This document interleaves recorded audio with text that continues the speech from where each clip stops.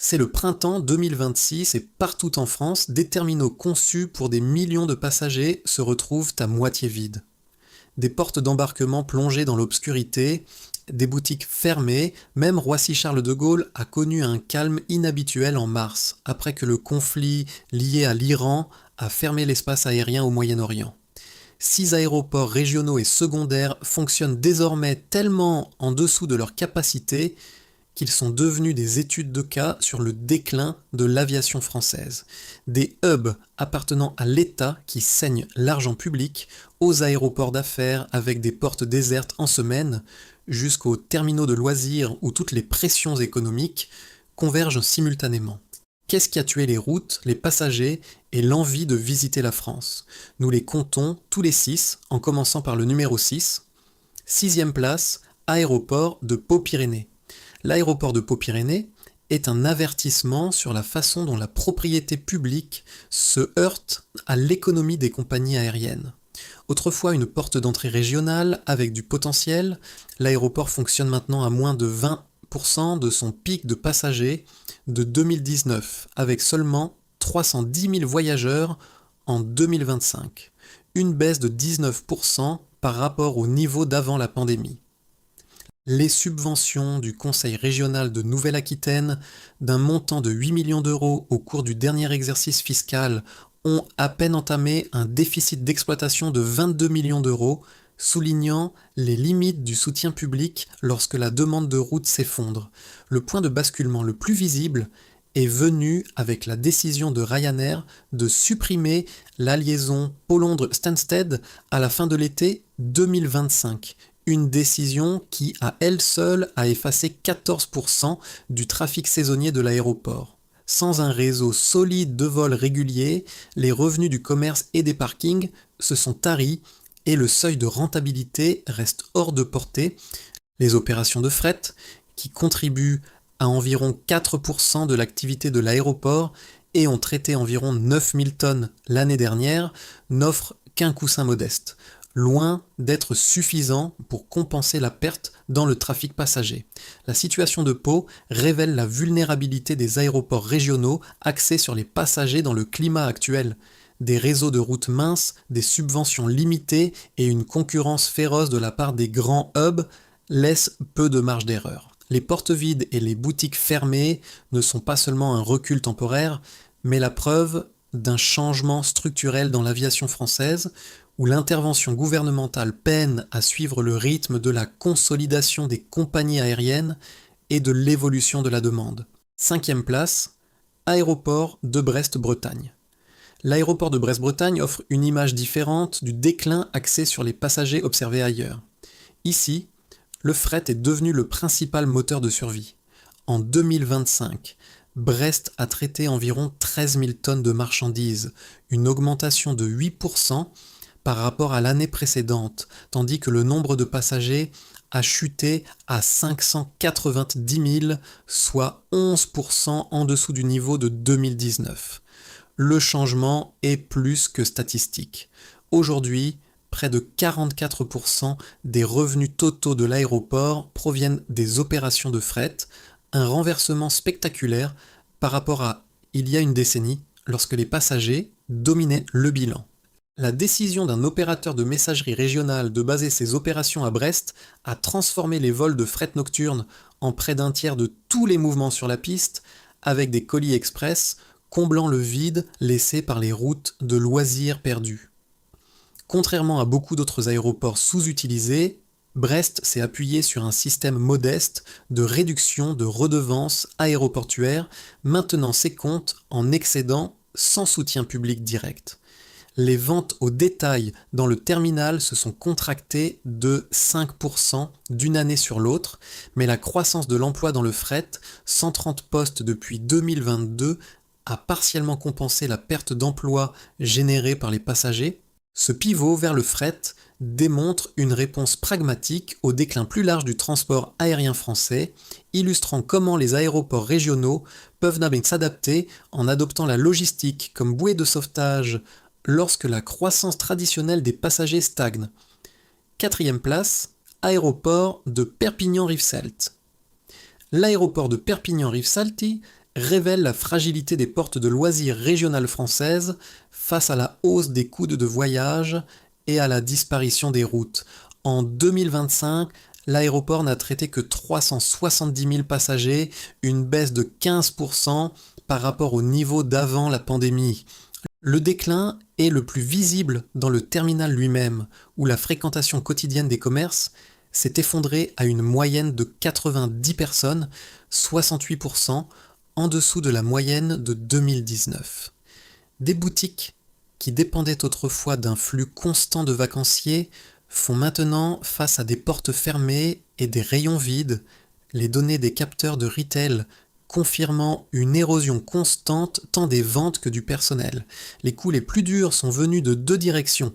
Premièrement, la hausse de la taxe d'aéroport en 2024 a ajouté environ 8 € à chaque billet sur les courts courriers, faisant monter le prix moyen de 6%. Pour les compagnies à bas coût, cette augmentation apparemment modeste a comprimé des marges déjà minces, incitant plusieurs transporteurs à annuler des routes européennes depuis le programme de l'aéroport. La perte de ces vols n'a pas seulement réduit directement le nombre de passagers, mais a aussi coupé le principal lien de l'aéroport avec la demande de loisirs continental. Contrairement aux aéroports avec des opérations de fret significatives, Perpignan traite moins de 2000 tonnes de marchandises par an, insuffisant pour amortir la perte dans les affaires aux passagers.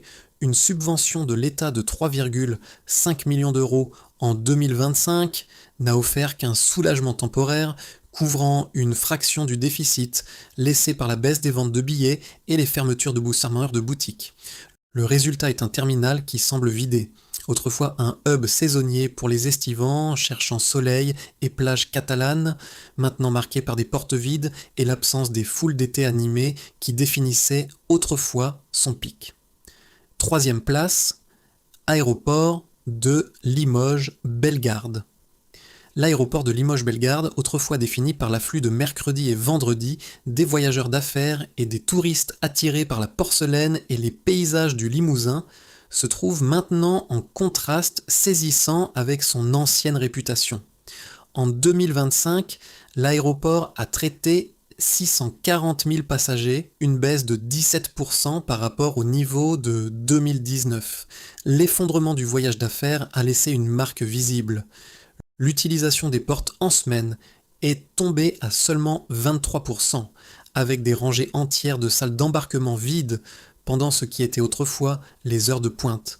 La forte réduction de la demande en classe affaires se reflète dans l'indice tarifaire.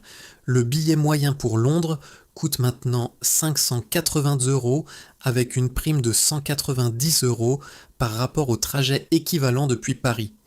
Les effectifs de l'aéroport ont été réduits de 13% depuis 2022, une réponse à la fois à la baisse du nombre de passagers et à la nécessité de contrôler les coûts dans un contexte de baisse des revenus du commerce et des parkings.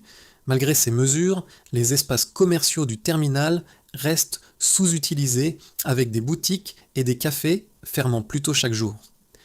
La perte du trafic d'affaires premium a exposé une faiblesse structurelle. Le modèle de Limoges était construit sur des routes à haute fréquence et à haut rendement desservant des clients d'entreprise et des touristes, alors que les firmes multinationales passent aux réunions à distance et consolident leur budget de voyage, la base de clientèle traditionnelle de l'aéroport continue de se rétrécir. Le résultat est un paysage de semaine défini par des portes vides et une infrastructure sous-utilisée. Deuxième place, aéroport de Toulon-Hyères. L'aéroport de Toulon-Hyères se trouve sur la dure lisière de la réalité du marché, sans aucune subvention significative des autorités régionales, sans aide d'urgence, sans sauvetage solide de l'État. Chaque euro doit provenir d'investissements privés ou de ce qui peut être extrait des opérations. En 2025, le nombre de passagers a chuté à 820 000, une baisse de 23% par rapport à 2019, laissant un terminal construit pour plus d'1 million de voyageurs résonner dans le vide. Les comptoirs d'enregistrement sont inutilisés, les unités de commerce sont fermées pendant des heures et le ratio personnel-passager s'est dramatiquement réduit. Le déficit de l'aéroport s'élève à 14 millions d'euros, sans filet de sécurité provenant de fonds publics. Le fret est devenu la bouée de sauvetage de l'aéroport.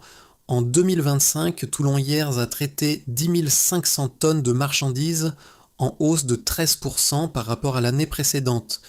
Le point de basculement est venu avec un accord conclu avec un opérateur de fret européen, introduisant 2 vols de fret hebdomadaires vers Lyon. Le contrat garantit un minimum de 18 000 tonnes annuelles et devrait rapporter 70 millions d'euros sur 5 ans.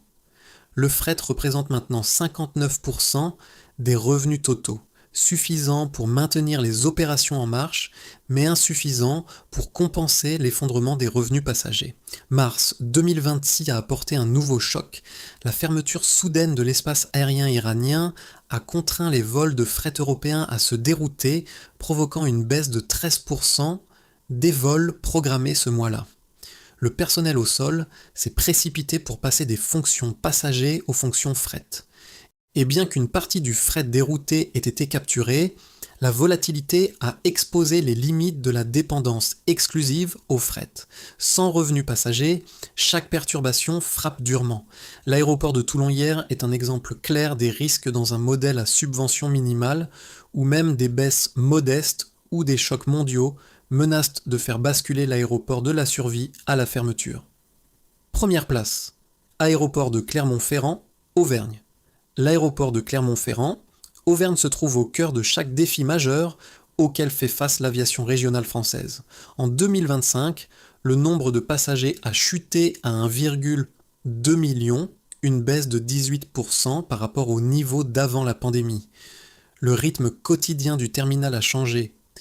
La fréquentation des commerces s'établit maintenant en moyenne à seulement 340 personnes par jour, en baisse de 20% en 2 ans.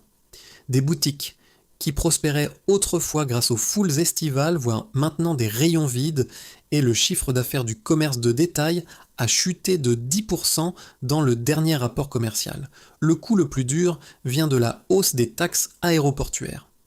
Depuis 2024, chaque billet sur court courrier au départ de Clermont-Ferrand porte une surtaxe de 8 à 10 euros.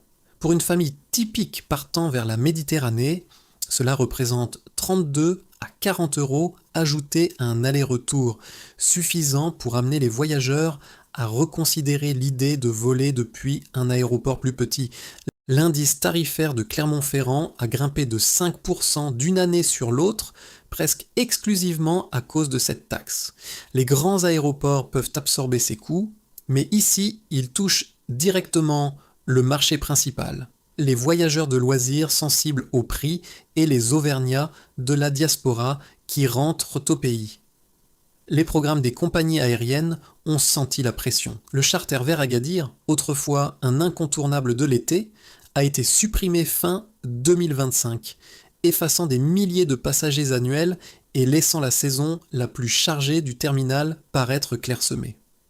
Les compagnies aériennes ont déplacé leur capacité vers de plus grands hubs. Et lorsque l'espace aérien iranien s'est fermé en mars 2026, Clermont-Ferrand a connu une baisse de 19% du total des vols, alors que les avions et les équipages étaient redéployés à travers l'Europe. Le soutien financier s'est révélé insuffisant. Une subvention de l'État de 7 millions d'euros en 2025 était censée amortir le choc, mais l'aéroport a tout de même enregistré une perte d'exploitation de 3,5 millions d'euros. La subvention n'a couvert qu'une partie de l'écart et avec un seuil de rentabilité à 1,5 million de passagers, Clermont-Ferrand reste bien en dessous de la durabilité. Contrairement à certains aéroports, il n'existe pas d'activité de fret suffisamment importante pour amortir le déclin, laissant Clermont-Ferrand exposé à chaque choc dans la demande de loisirs et la planification des routes par les compagnies aériennes. La convergence de taxes en hausse, de routes perdues, d'un commerce de détail en contraction et d'un déficit de subventions a créé une tempête parfaite. Les portes vides et les terminaux silencieux font désormais de l'aéroport de Clermont-Ferrand-Auvergne un symbole des pressions qui remodèlent l'aviation régionale française. Conclusion. En regardant ces 6 aéroports, un schéma devient clair. Les pressions économiques, les changements de politique fiscale et les stratégies en évolution des compagnies aériennes ont rendu la France moins accessible et moins attrayante pour les visiteurs. Les terminaux vides ne sont pas des échecs isolés. Ils sont des symptômes visibles d'un déclin national dans le tourisme et la connectivité. Quand les aéroports se vident, ils signalent un pays qui perd son rôle de destination. Le coût n'est pas seulement économique, mais aussi réputationnel et stratégique. La France a besoin d'une politique cohérente d'aviation régionale, non pas de subventions ponctuelles qui colmatent des brèches temporaires, mais d'une vision à long terme sur le rôle que chaque aéroport joue dans l'écosystème de transport du pays. Autrement, ces terminaux continueront de se vider l'un après l'autre.